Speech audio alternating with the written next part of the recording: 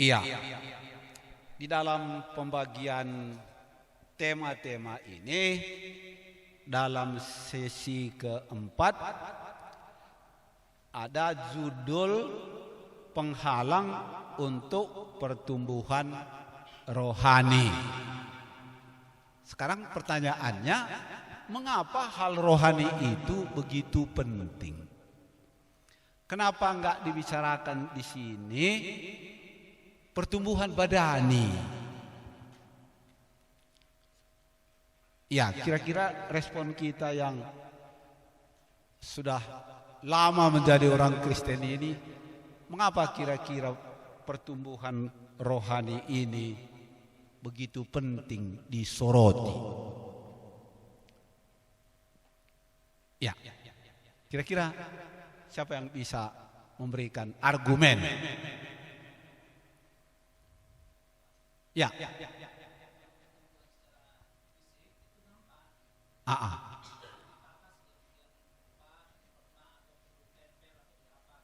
Oh, jadi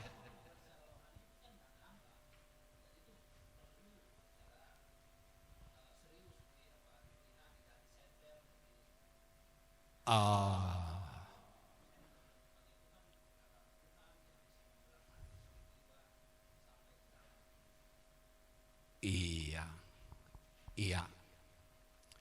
Baik.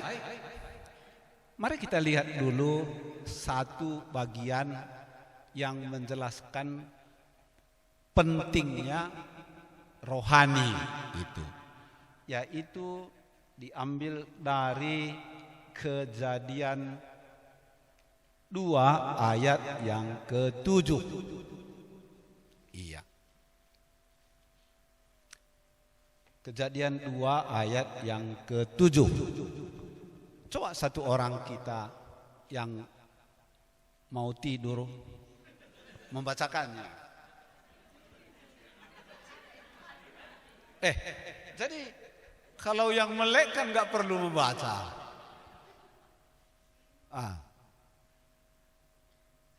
Oh, malu pula dia karena dibilang yang mau tidur ya, ketahuan nanti gitu ya. Kejadian 2 ayat 7. Iya. Siapapun boleh membacakannya. Karena saya juga enggak kuat ini berdiri ini karena sudah ada masalah. Iya. Ketika itulah Tuhan Allah membentuk manusia itu dari debu tanah dan menghembuskan napas hidup ke dalam hidungnya. Demikianlah manusia itu menjadi makhluk yang hidup. Iya. Napas hidup yang datang dari Allah ini itu satu bagian yang sangat berharga. Kenapa ini sangat berharga? Karena oleh hembusan napas Allah inilah maka patung ini boleh menjadi berguna. Apa itu patungnya? Tanah ini kan tanah ini sebenarnya.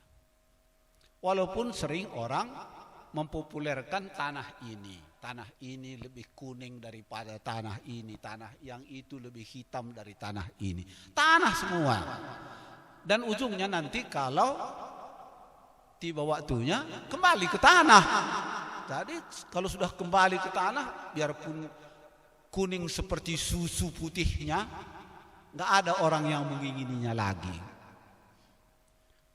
Iya, jadi kita tidak boleh terus mata kita memandang persoalan fisik, karena yang ini akan berakhir.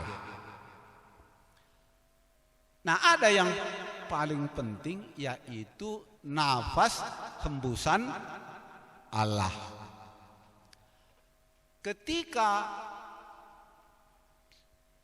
tanah yang sudah dibuat menjadi patung itu dihembuskan Tuhan nafas kehidupan, maka barulah dia mempunyai arti, mempunyai manfaat. manfaat. Nah, ketika pada akhir kehidupan ini yang sudah ditetapkan Tuhan, maka badan ini tinggal di tanah dan nafas kehidupan tadi dia kembali kepada Tuhan. Iya. Jadi di mana diletakkan Tuhan nafas kehidupan itu diletakkan Tuhan namanya di dalam roh manusia. Jadi manusia ini ada rohnya. Dan ini yang paling mahal. Roh kita ini. Apa rupanya yang ada di dalam roh kita ini? Yang ada di dalam roh kita ini adalah apa? Jiwa. Yang mengandung elemen-elemen seperti perasaan, pikiran maupun kehendak. Ini elemen. Jadi kalau ada orang yang sudah mati rasa, itu sudah mengherankan. Apa namanya mati rasa? Mati rasa itu seperti apa? Ya, kita mati rasa atau hidup rasa sekarang ini?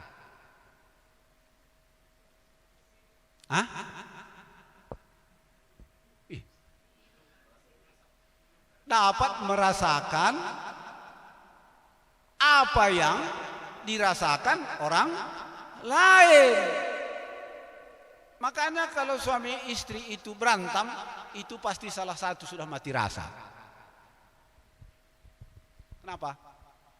Dia tidak dapat merasakan pahitnya perjuangan yang dikasihinya, entahkah istrinya, entahkah suaminya. Makanya dia berantem karena salah satu sudah mati rasa. Tadi pertanyaan, bagaimana menyelesaikan masalah itu? Menyelesaikannya ini bagaimana membawa Tuhan masuk kembali ke dalam kehidupan rohani daripada pasangan itu. Ada enggak usaha kita untuk membawa kehadiran Tuhan di dalam rohani pasangan kita? Makanya kita harus, kalau kita sudah kekurangan amunisi, kita harus melihat siapa dan bagaimana itu bisa diselesaikan. Iya. Kira-kira macam mana kira-kira ya? Ada kira-kira yang membingungkan? Kita ulangi. Bahwa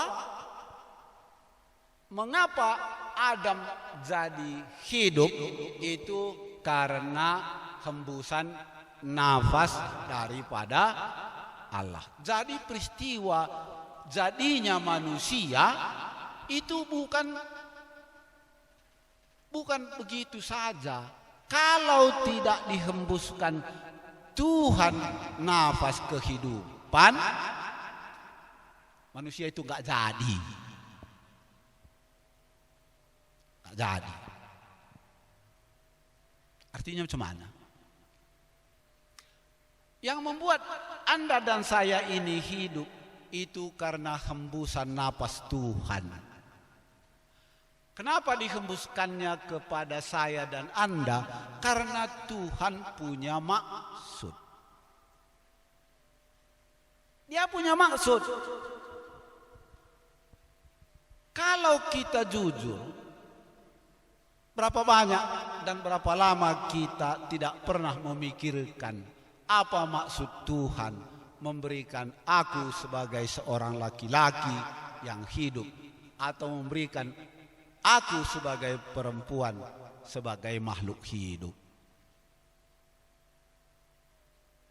Kalau jujur ya, berapa lama kita memikirkan tentang rencana Tuhan? Iya. Kalau kereta api ada relnya. Kalau dump truck ada jalannya. Kalau lembu buat jalan sendiri. Makanya orang yang suka bikin jalan sendiri-sendiri itu lembu. Iya, maaf saja ya. Jadi siapapun itu, kalau dia jalannya sendiri, tidak menuruti firman Tuhan, itu bukan masuk daripada rencana Tuhan. Ya, kita lihat ini. Peristiwa jadinya manusia ini itu karena hembusan nafas Tuhan. Itulah sebabnya maka orang-orang Kristen melawan peraturan melegalkan aborsi, karena nafas kehidupan itu datang dari Tuhan. Iya, nafas dari Tuhan.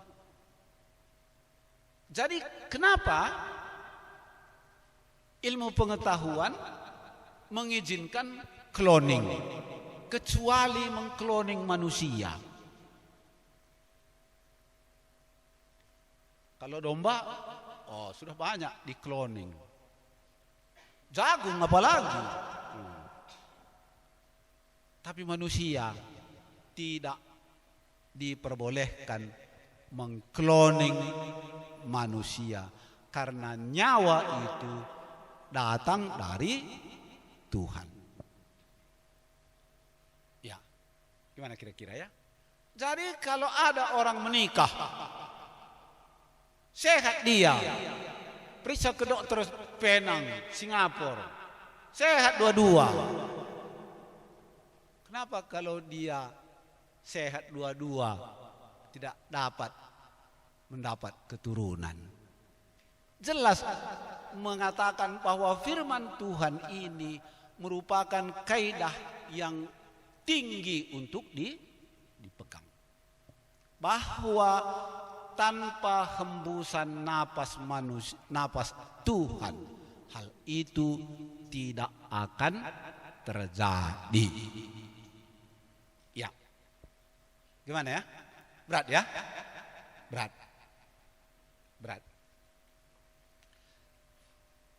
Kalaupun berat, mau kemana? Berat, mau kemana?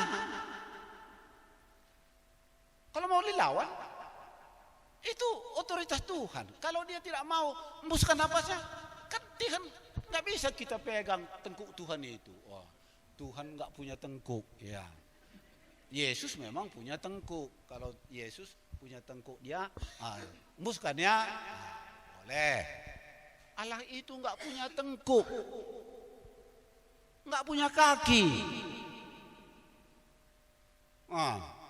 Jadi jangan bayangan kita seperti kita. Dia Allah yang maha kuasa. Dia berdolat. Kalau dia mau hembuskan napas, maka jadilah manusia itu. Oke ya.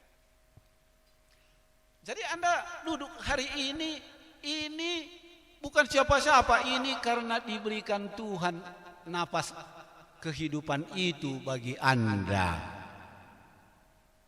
Dan kalau Anda melupakan itu, maka Anda dan saya susah untuk bangkit imannya. susah. Nah, kita lihat dulu ya.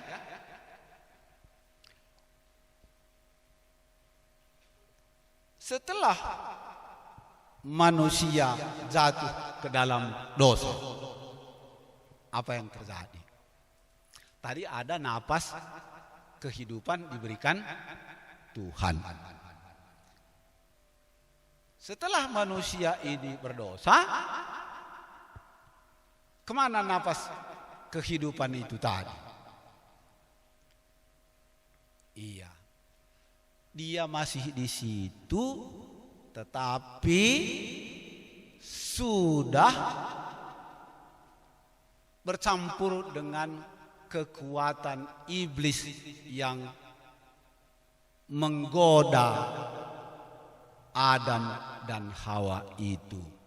Iblis itu bertengger di dalam roh manusia. Karena roh manusia itu dia roh. Makanya roh Tuhan masuk di dalam roh bersama-sama dengan manusia, atau kalau berdosa dia, masuklah roh iblis itu bersama-sama roh manusia. Ya, kenapa ini begitu penting? Karena kalau tanpa kita mengenal Allah dan tanpa mengenal diri kita, maka sulit bagi kita itu memperbaiki diri kita.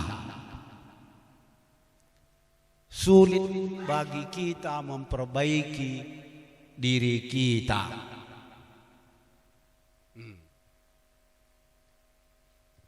Kalau saya misalnya kan hitam kulit saya kan, ya di kampung memang orang bilang ya saya cukup ganteng. Oh bapak begini. Iya, kenapa? Karena rata-rata hitam di situ. Tapi begitu saya pergi ke Australia, hidungnya mancung, badannya tinggi, putih. Apa orang bilang? Ini negro satu ini dari mana? Nah. Karena saya tidak mengenal dunia yang lebih luas daripada kampung saya, maka saya merasa saya itu keren. Iya. Ketika kita berhadapan dengan kebenaran Tuhan, maka kita tahu bahwa kita itu apapun rupanya enggak, hanya debu tanah saja. Dan mempunyai keterbatasan. Kita hanya diberikan target waktu hidup di sini. Ada targetnya. Makanya walaupun Anda tidak pernah sakit, mati juga. Kenapa? Ada target. Cuman Anda mempercepat Anda sendiri untuk mati dengan meracuni diri Anda sendiri sehingga tidak tercapai target yang ditargetkan Tuhan. Contohnya, ya makanlah amoxicillin 4 kali satu hari. Dokter bilang 3 kali. Anda makan 4 kali. Cepatlah. Iya. Makan makanan dan yang lain-lain. Dan Indonesia salah satu korban daripada korban makanan. Yang tidak sehat pun di label makanan sehat. Ya, gak usah heran. Kecuali kalau kita mau sadar siapa aku ini. Kalau aku makan makanan tidak sehat, maka Tuhan merasa dirugikan karena aku tidak menjaga tubuhku ini. Karena Tuhan memberikan target hidup sekian tahun. Iya, makanya dulu nenek-nenek dulu apa katanya? Kalau nenek-nenek dulu itu mati apa katanya? Sudah habis minyaknya katanya. Karena tinggal kulit pembungkus tulang. Oke, saya tidak mau mencampuri yang itu. Iya. Kalau begitu yang perlu kita pelihara ialah rohani kita. Roh kita tadi perlu kita pelihara. Dengan cara bagaimana? Dengan cara mengasup firman Tuhan. Ya, kita lihat misalnya dalam Mazmur pasal 1 ayat 1 sampai 6. Mazmur pasal 1 ayat 1 sampai 6. Apa yang disampaikannya bagi kita?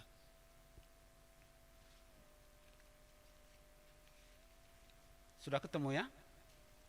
Mazmur pasal 1 ayat 1 sampai 6. Ini namanya merawat rohani tadi.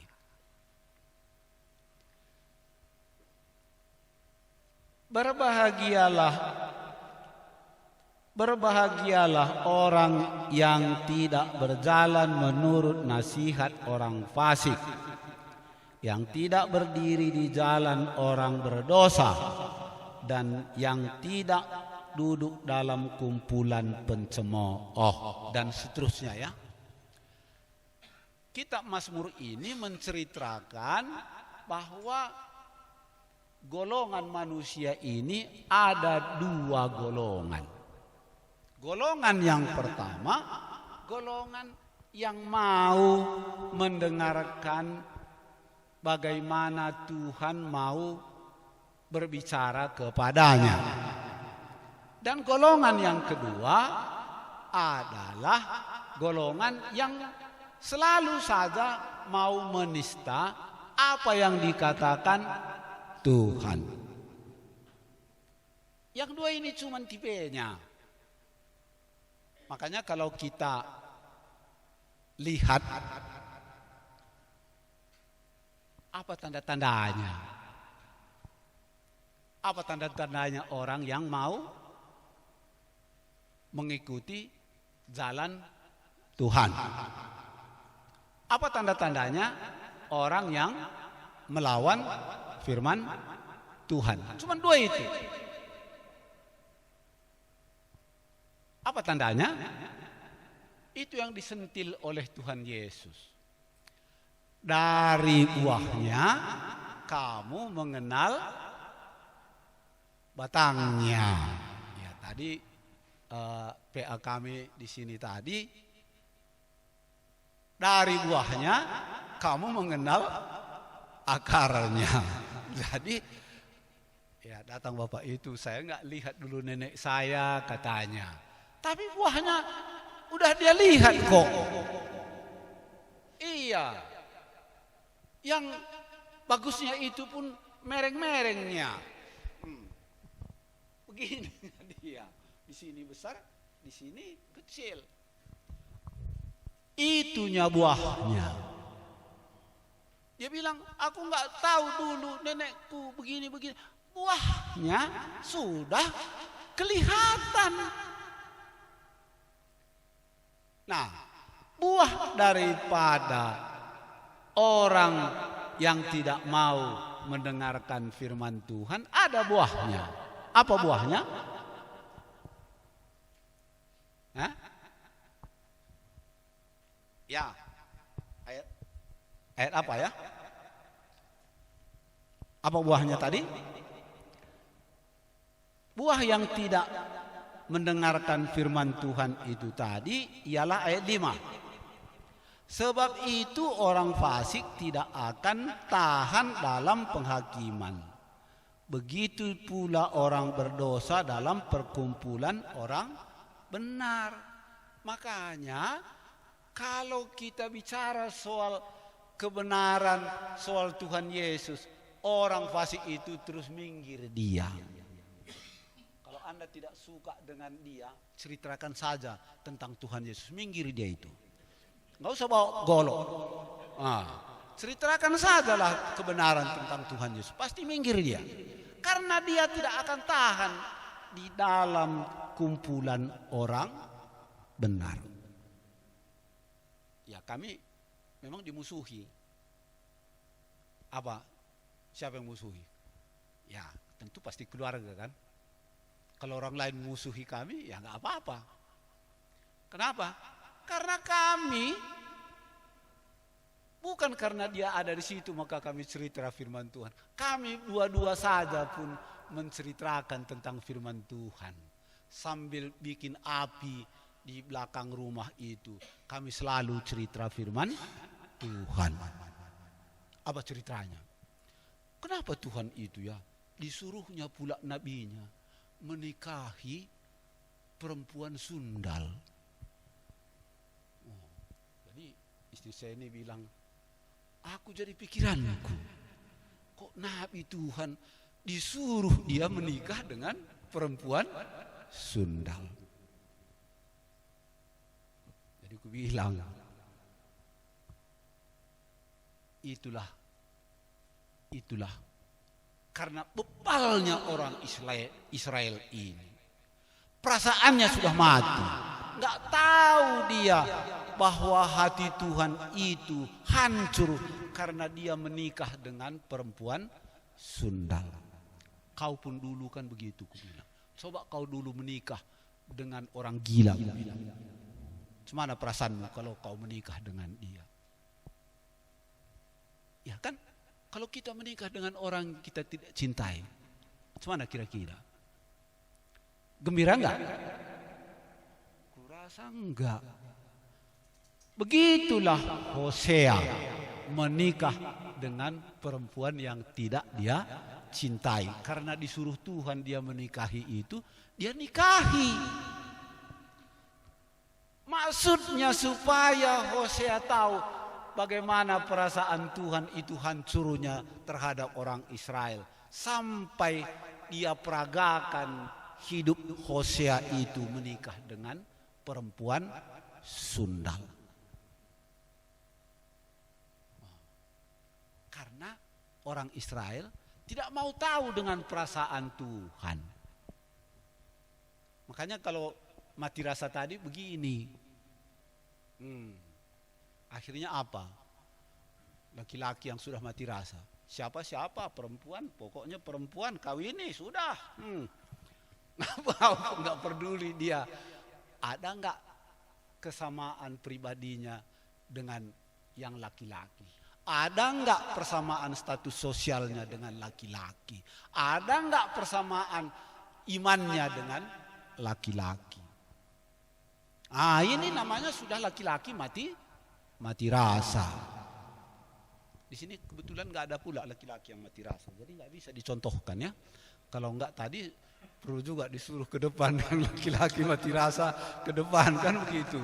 Iya, karena mama siapa itu kan disuruh ke depan. Coba bersaksi dulu ke depan kata ibu itu. Iya. Puji Tuhan. Iya.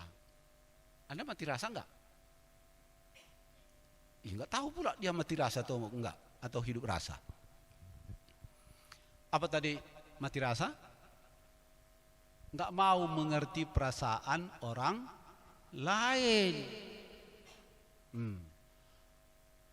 Tadi kan disinggung, kasihilah suamimu itu. Udah setengah mati dia di luar berjuang karena mencintaimu katanya. Terus datang dia ke rumah, bukannya kau sambut dia, sediakan palang pintu. Hitung berapa kau bawa? 50.000. Pelak. Mati rasa. Gak dipikirkan. Oke ya. Nah, apa sebenarnya yang dikatakan pertumbuhan rohani? Ya tentu pertumbuhan rohani itu akan ada ukurannya. Bagaimana kita tahu air di dalam kolam sudah naik atau turun? Ada ukurannya kan? Gimana kolam ini kira-kira? Naik airnya enggak? Ya kebetulan karena enggak ada ukurannya kita enggak tahu naik atau enggak. Ini ada ukurannya, naik atau turun. Apa ukurannya? Ukurannya itu sudah disampaikan oleh Rasul Paulus. Filipi pasal 3 ayat 10 sampai 11. Di sini dikatakannya apa? Filipi 3 ayat 10 sampai 11. Sepertinya mati apa kita ini ya? Hah? Kok seperti direbus aku di sini?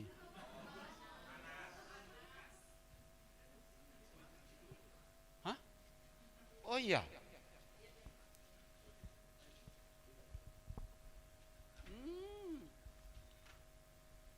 Iya. Iya. Filipi pasal 3 ayat 10. Bisa membantu saya yang membacakannya?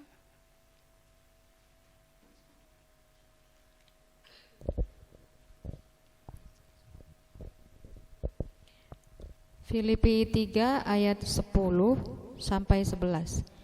Yang ku kehendaki ialah mengenal Dia dan kuasa kebangkitannya dan persekutuan dalam penderitaannya, di mana aku menjadi serupa dengan Dia dalam kematiannya, supaya aku akhirnya beroleh kebangkitan dari antara orang mati.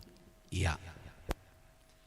Jadi mengukur apakah iman kita itu bertumbuh atau tidak, ada enggak di dalam hatiku ini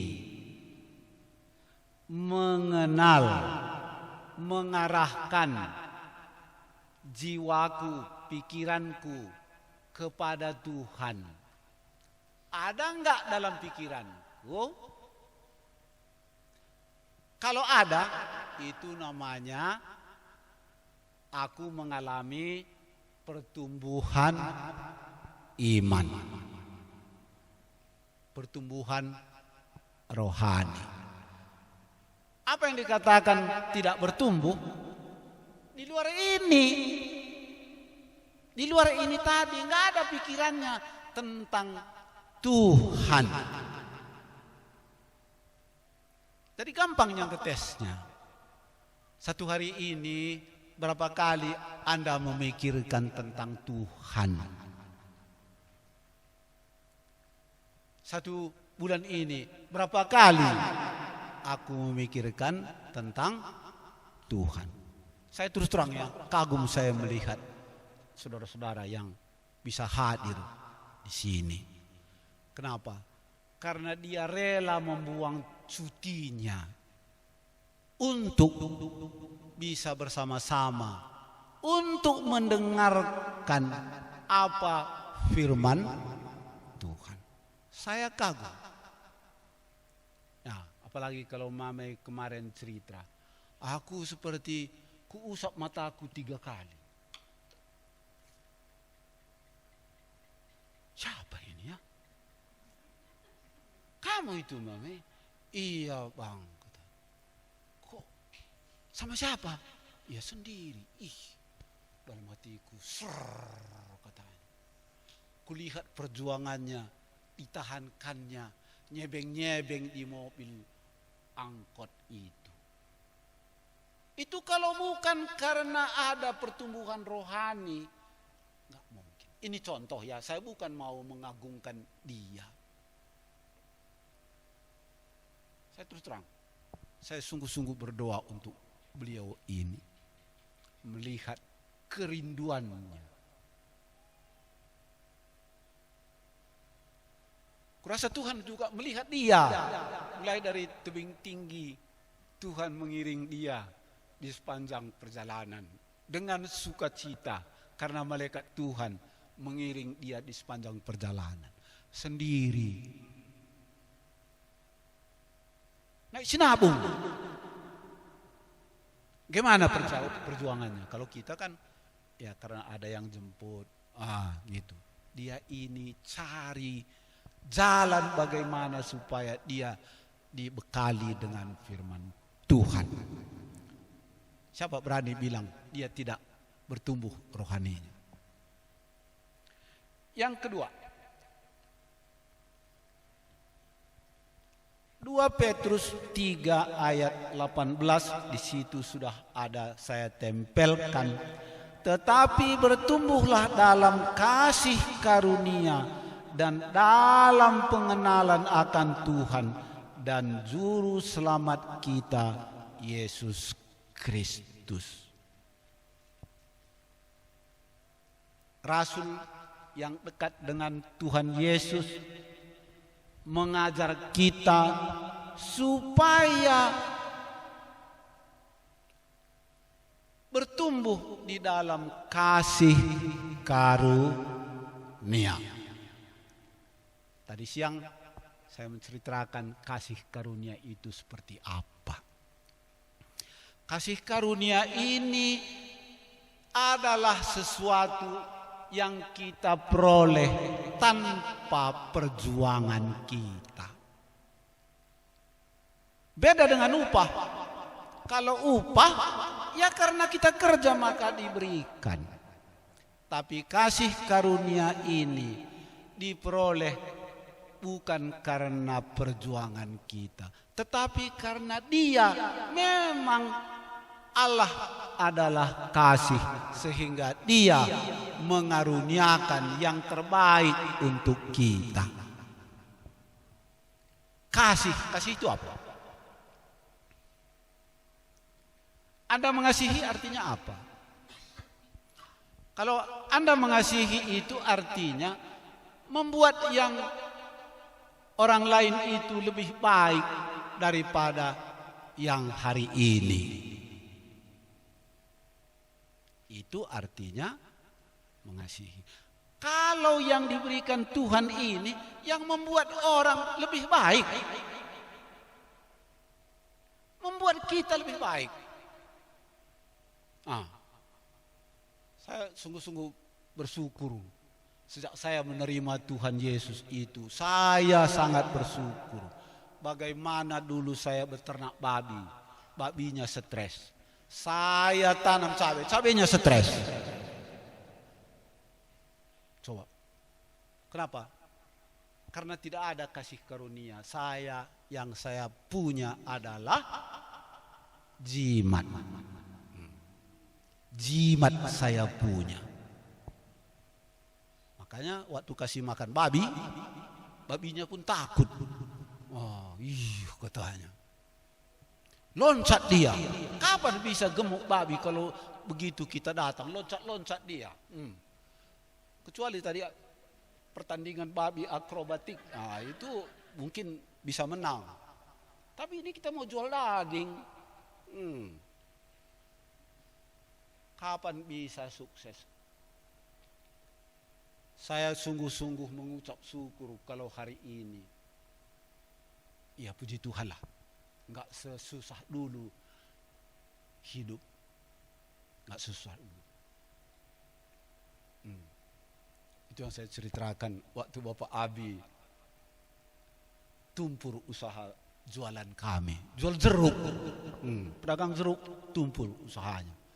Jadi keranjang jeruk itu sudah di rumah semua. Raga-raganya itu sudah di rumah. Timbangan-timbangan yang mahal itu sudah di rumah. Hitung-hitung jutaan. Tinggal mobil satu. Suatu ketika mobil itu rusak. Jual jeruk nggak jalan lagi, mobil pun rusak. Tapi apa yang terjadi? Rusaknya mobil itu jadi berkat. Kenapa? Iya. Rusak mobil dibawanya ke bengkel, ketemu dengan pengusaha kebun jeruk. Datang pula yang kepala bengkel itu, inilah yang tukang bikin pupuk itu, minta sama dia pupukmu, kata. Langsung deal. Di waktu memperbaiki mobil itu, Bram dapat berkat. Deal langsung jual pupuknya. Jadi di waktu KO-nya kita pun kita hidup, apalagi di waktu kita hidup, ya pasti inilah kasih karunia yang dianugerahkan Tuhan bagi kita. Iya, Jadi apa? Kita harus ingat ini, kasih karunia ini, dari situlah aku dibangun. Ini kan sudah terlalu lama kita berjalan, sehingga kasih awal Tuhan itu kita sudah lupa. Sehingga kita hilang arah dalam perjalanan ini. Oke. Nah, jadi dari Mazmur ini dikelompokkan ada dua macam manusia yang dikenali oleh buahnya. Nah, sekarang kita lihat mengapa seorang Kristen tak dapat mengalami pertumbuhan rohani. Orang Kristen itu siapa? Tentu bagi sementara orang yang ke gereja. Anda ke gereja enggak? Iya. Anda tumbuh rohaninya enggak? Apa tadi ukuran tumbuh? Hah? Lupa lagi. Filipi pasal? Iya, Filipi pasal 3 ayat 10, 11. Itulah ukuran tumbuh. Anda tumbuh enggak? Ya, kita lihat. Ada 7 tipe orang yang pergi ke gereja. Jangan Anda terjebak. Tipe yang pertama, dia ke gereja hanya mau mengisi waktu karena hari libur. Nggak ada kerjanya apa-apa di rumah, maka dia pergi ke gereja. Iya. Yang kedua, ada orang yang meletakkan perasaan rohaninya pada hal yang salah. Ke gereja untuk menikmati keindahan suasananya. Suasana di gereja itu kipasnya, AC-nya, itu yang dinikmatinya. Di rumahnya nggak dipasang pula AC, jadi enak rasanya di gereja. Makanya ketika nyanyi senang dia. Begitu khotbah tidur dia. Iya. Ya. Jadi nggak usah heran. Tipe kedua, tipe ketiga. Ada yang tahu tentang Allah. Ada yang tahu tentang Allah. Namun hanya untuk kepentingan urusan dunia ini saja. Apa? Dia berdoa. Kalau ada kesulitannya berdoa. Kalau ada masuk rumah baru dia ikut kebaktian. Hal-hal dunia ini saja yang digunakannya dia pergi ke gereja. Tentu jemaat GKM ini nggak ada yang gitu ya, nggak ada. Kurasa pun nggak ada. Tapi kalau ada, ya coba itu kurang baik. Nah, jadi tipe 1, 2, 3 ini itu orang yang binasa. Walaupun dia sudah ke gereja. Makanya Pak Sipahutar itu bilang, ada mantan pendeta, tapi dia sama rokoknya itu di situ, dia di sampingnya itu pula pendeta. Ngomonglah dia merokok di situ sambil minum tua katanya. Pendeta, bagaimanalah dia ya katanya. Ini. Iya. Inilah dia. Jadi tidak ukuran orang pergi ke gereja itu dia sudah rohani. Jangan Anda yang tersesat melihat penampilan orang itu, jangan Anda tersesat. Yang keempat, ada yang sudah mulai hidup sensor rohaninya. Artinya mata rohaninya sudah dibukakannya kepada Tuhan. Ada. Tetapi masih sedikit. Dia ingin mengenal Allah itu lebih dalam. Pertanyaannya, siapakah dia? Itu sudah mulai ada. Sudah mulai ada. Tetapi apa? Namun dirinya tidak dikenalinya. Jadi kalau orang mau bertumbuh rohaninya, dua-dua ini harus ada. Dia harus kenal Allah, dia harus kenal dirinya. Mana yang lebih sulit? Mengenal diri atau mengenal Allah? Ya sebenarnya nggak ada yang sulit, asal mau nggak gitu. Saya yakin tadi seperti beliau-beliau ini yang menyaksikan ada libur begini-begini, saya ambil libur. Ini saya yakin dia akan bertumbuh rohaninya walaupun belum maksimal. Karena keinginannya sudah ada. Yang kelima, ada hati yang terbuka untuk Allah, namun hanya hal-hal yang ringan. Iya, dia hanya mau yang ringan-ringan saja, makanya dikatakan minum susu saja. Iya, makanan-makanan yang sudah disajikan Pak Pendeta, Ibu Pendeta, yang berkhotbah, itu saja yang dipegang-pegangnya. Untuk beralih ke tempat yang lebih dalam, dia tidak berani. Menggali secara mandiri, dia tidak berani. Tapi yang paling penting ialah sudah ada keterbukaannya dengan Tuhan. Yang keenam, dia mulai membuka dirinya untuk melihat pekerjaan Allah yang sering melampaui akal dan pikirannya secara pribadi. Dan yang ketujuh, ada hati yang menyerahkan hidupnya untuk dipimpin oleh Roh Kudus. Nah, ini ceritanya macam mana? Dia punya di gerejanya itu misalnya apa? Dia punya di gerejanya itu main organ, piano. Tetapi entah suatu faktor dia pergi meninggalkan daerahnya, pergi ke tempat yang lain.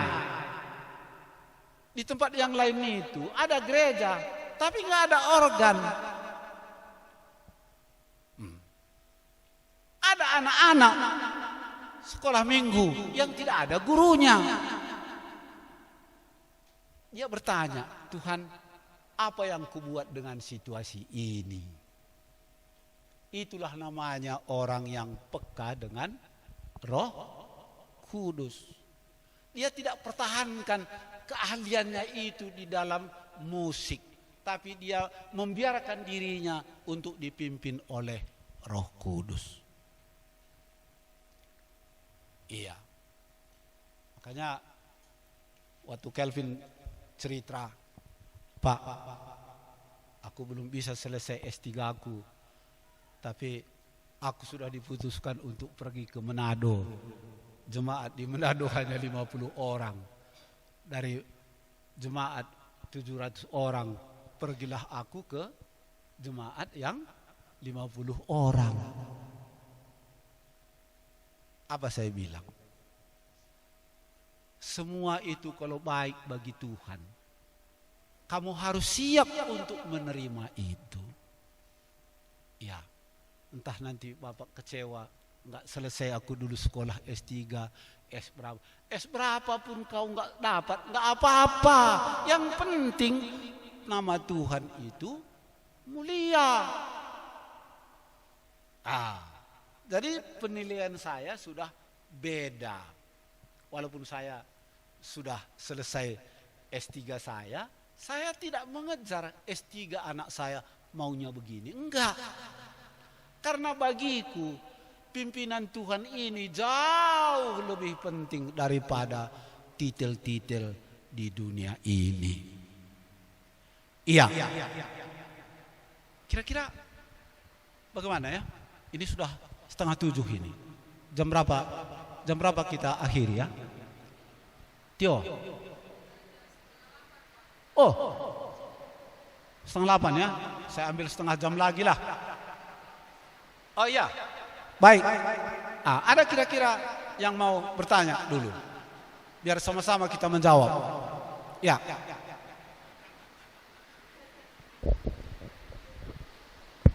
Begini Pak, banyak masalah dalam yang menghalangi pertumbuhan rohani seseorang. Ya. Bagaimana pandangan Bapak tentang gadget pada hari ini? Apa? Gadget. Gadget? Iya. Apakah itu menghalangi Oh, handphone. apakah itu menghalangi pertumbuhan rohani atau tidak, Pak? Terima kasih, Pak. Ya, terima kasih buat pertanyaannya ini. Sekarang kita mau mencari Tuhan atau kita mau mencari yang lain?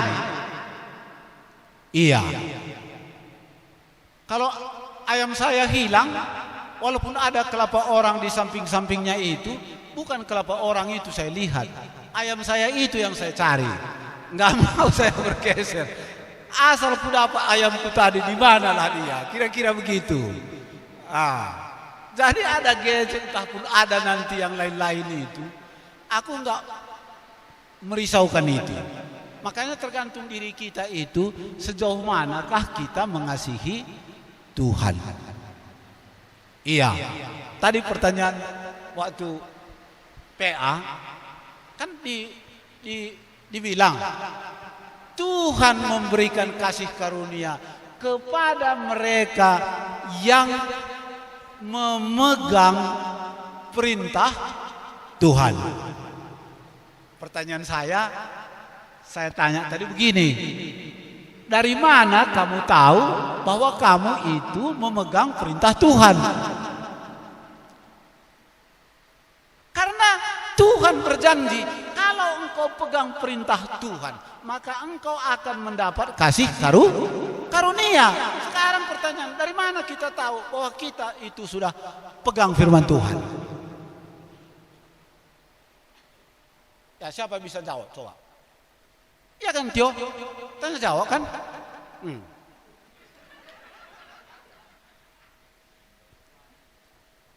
Ya, kurang jelas pertanyaan saya. Ya, saya buat lagi analognya. Dari mana kau tahu kau cinta sama anak gadis yang itu? Dari mana kita tahu bahwa kita memang cinta? Hah? Enggak, kita enggak ketemu. Tapi kita cinta sama dia, dari mana kita tahu? Dalam hati kita ini sering banyak tipuan. Kita enggak tahu kita cinta atau tidak. Dari mana kita tahu cinta? Hah? Ada kerinduan, terus itu sudah cinta. Hah? Ada cemburu ya. Di sana dia dipegang orang tangannya. Kita di sini keringatan. Dari mana keringatnya datang? Hah? Dari cinta itu. Makanya cinta itu berbahaya, membuat kita keringatan di waktu musim salju. Itu tandanya cinta. Sekarang apa tandanya Anda memegang perintah Tuhan?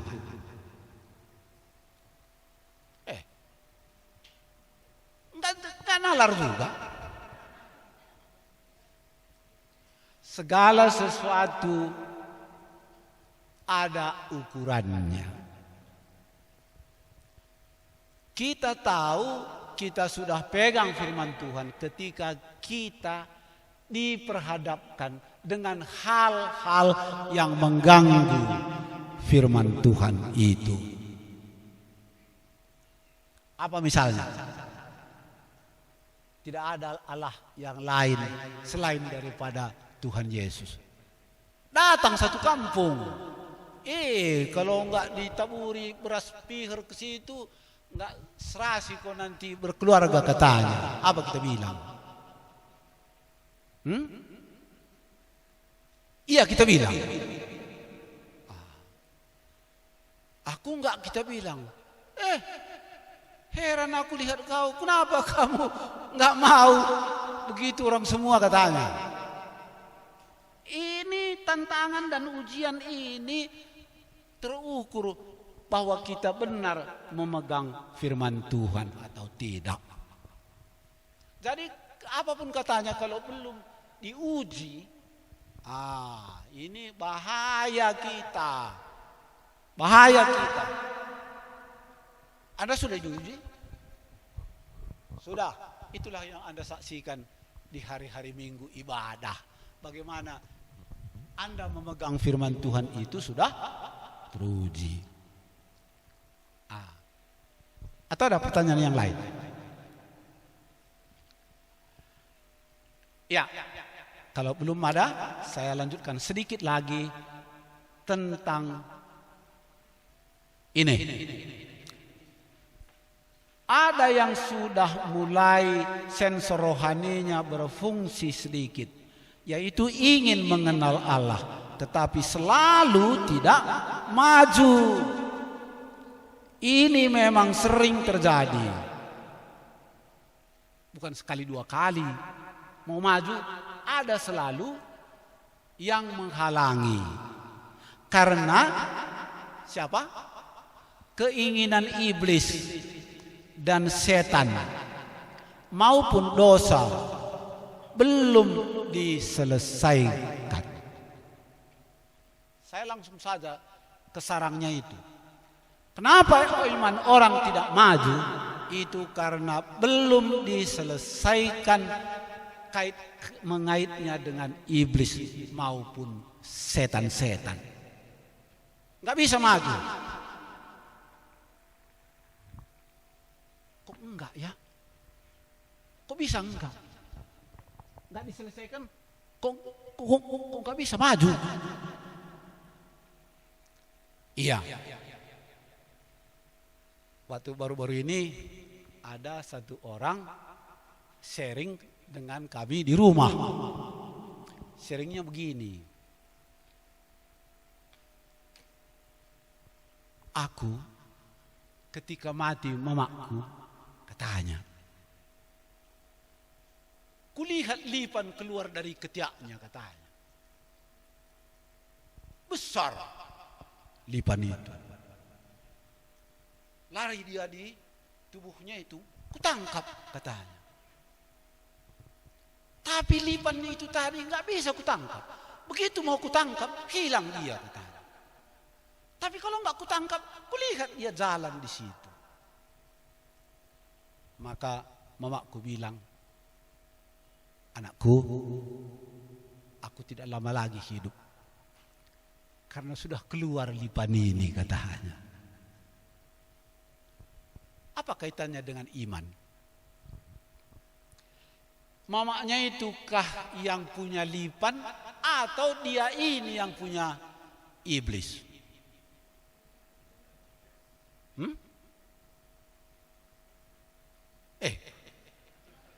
Mamanya inikah yang punya lipan atau yang megangnya ini yang punya iblis? Hah?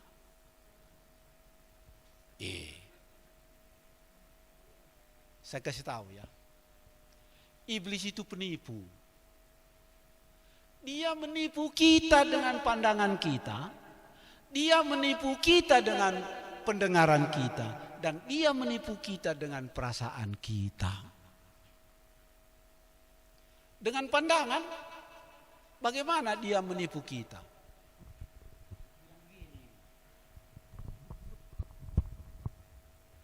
Ini kacamata, ini kacamata sederhana. Kalau lewat semut dari depan ini, di mana kira-kira kulihat semut itu? Ya di sanalah, katanya. Itulah sebabnya maka orang sering melihat hantu, karena setan itu ada di dalam dirinya dan mata rohani orang itu dilewati oleh dia.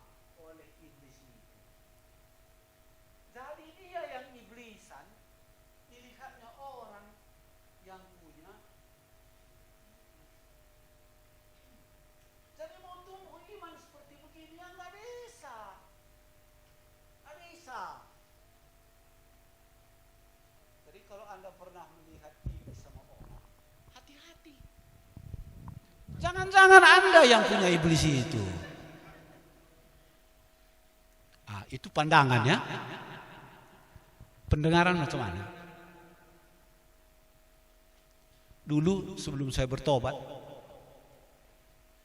waktu jam-jam 8 saya pulang kampung, saya melintasi satu perbukitan. Tiba-tiba hujan lebat turun. Nah, waktu hujan lebat turun itu, ada saya dengar suara begini, jung jung jung jung jung jung jung jung jung, gitu kan di atas bukit. Lalu saya mendengar suara, "Hei, mau kemana kau?" Kata. Kupikir ada orang yang tinggal di bukit-bukit itu. Besok paginya kulihat ke situ. Rupanya enggak ada gubuk apapun di situ. Jadi suara siapa itu? Itulah suara iblis yang ada sama saya. Bukan ada setan di bukit itu, sama saya yang ada setan itu dekat di situ. Makanya saya mendengar hal-hal yang seperti itu. Itu bukan milik orang, milikmu atau milikku.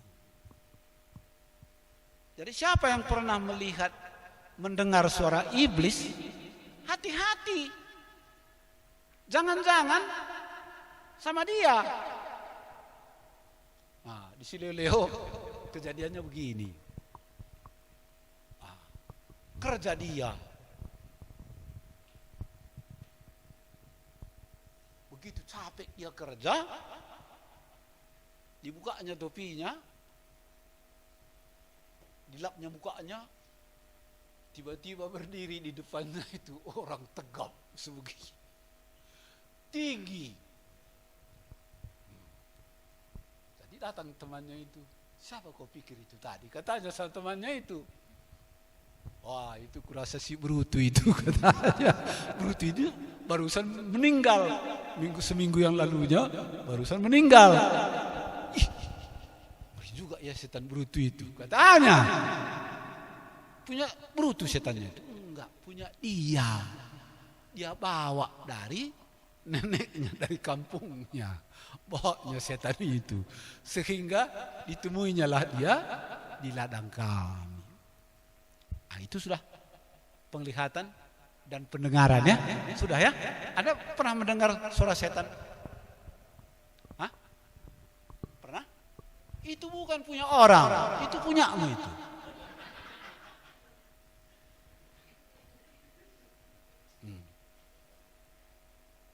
Yang ketiga, dari perasaan.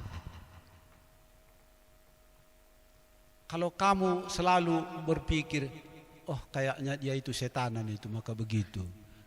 Sikit-sikit kayaknya dia setanan itu, maka begitu. Kamu yang setanan itu. Kok sampai kamu menuduh orang lain setanan?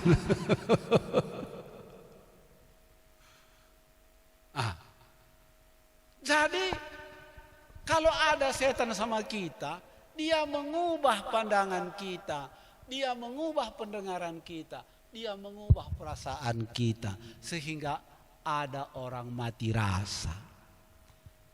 Jadi kalau saudara tidak mau peduli dengan perasaan orang, Anda harus bertobat. Itu ada setan yang ada di dalam hidup saudara. Jadi bagaimana bentuknya Anda, kalau pasangan Anda itu setan ada di dalam dia, maka mati pun Anda saudara di situ, dia nggak peduli. Jangan bunuh diri sendiri. Ya, saya pikir yang tiga ini tadi, inilah corak daripada mengapa iman orang tidak bertumbuh. Apa tadi ukuran bertumbuh? Ingin seperti Kristus di dalam segala penderitaannya. Ada ingin nggak mau mengenal Kristus itu lebih dalam? Berarti Anda sedang mengalami pertumbuhan rohani. Iya. Kita lihat. Kesadaran akan bahaya dosa. Nah, ini penting. Jangan enak saja membuat dosa. Apa tadi? Mana tadi dosa? Tidak peduli kita itu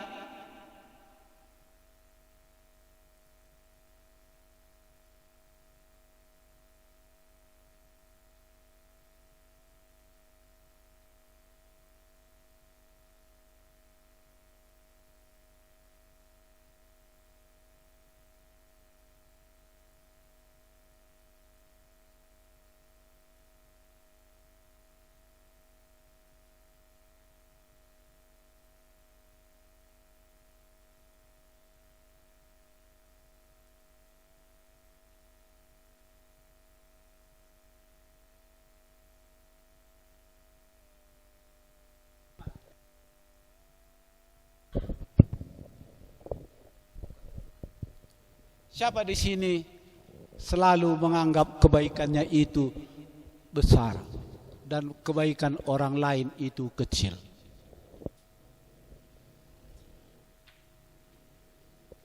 Itu artinya sensor rohani kita itu tumpul. Seharusnya macam mana? Transparan. Bagaimana transparan? Kita harus menghargai perjuangan orang lain. Pak Andre,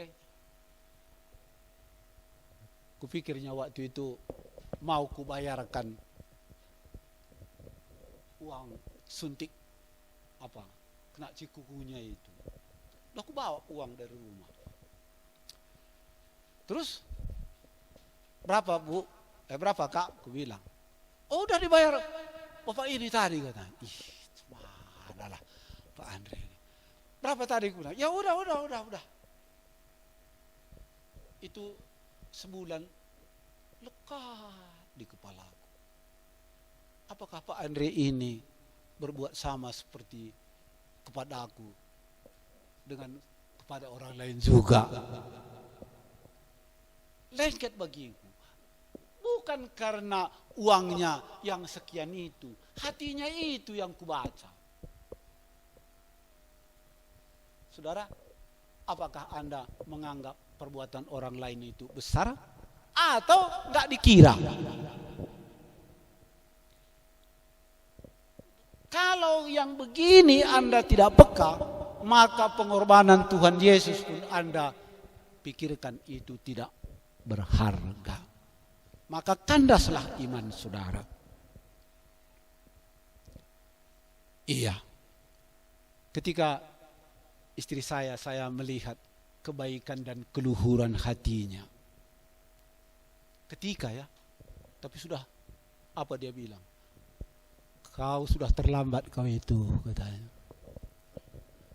Terlambat kau. Sudah tua aku. Baru kau sadar, katanya. Apa boleh buatlah, aku bilang. Lumayan sekarang sadar, aku bilang. Daripada sampai mati aku nggak sadar-sadar, mau apa kamu, aku bilang. Bersyukurlah masih ada waktu diberikan Tuhan bagimu untuk mencintai kamu. Daripada kamu ku terlantarkan selama ini, aku bilang. Dua anak ini, satu pun nggak pernah aku yang besarkannya. Kau semua. Jadi sekarang kalau aku sadar, tidakkah kau berbahagia? Aku boleh mengerti tentang perjuanganmu. Nah, itulah 4 hari Apa dia bilang? Kalau bisa dinyanyikan, nyanyi dia itu. Orang yang tidak sadar walau dia sudah tua. Bang, bang, bang, bang. Kurasa 4 hari. Begitulah musik dia itu. Kenapa? Bukan saya, tapi karena aku melihat keagungan Tuhan, bagaimana dia menolong aku. Makanya aku lihat bagaimana pasanganku ini berjuang untuk hidup keluarga kami. Iya, jadi dia ngetes aku kan, coba aku bikin begini. Entah marah dia, entah tidak. Enggak marah lagi aku. Ini masih sedikit dari pengorbanannya yang harus kutanggung hari ini. Iya. Jadi perjuangan orang itu perlu kita asah. Apakah kita merasa perjuangan orang itu besar? Dengan demikian maka kita akan mengerti bahwa perjuangan Tuhan itu besar bagi kita. Iya. Jadi kalau suami melihat perjuangan istrinya besar, istri itu melihat perjuangan suaminya besar. Betapa indahnya hidup suami istri. Ia kasih saling mengasihi. Dan belum selesai kasih yang di sini, sudah muncul lagi kasih yang baru. Kasih saling mengasihi tiap-tiap waktu, tiap-tiap pagi. Maka rahmat Tuhan akan menjadi baru bagi keluarga itu. Amin.